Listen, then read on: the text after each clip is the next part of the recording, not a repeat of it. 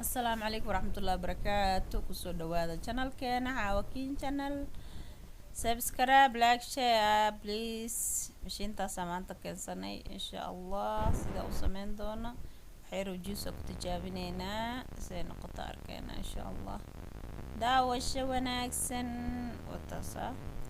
waxay ka kooban tahay cafwan galaaska weynka oo juuska loogu talagalay iyo galaas kale oo wax qaleelka lagu shiito wax alla wixii qalalan dhan ku shiidaysa ilaahayo ha ahaata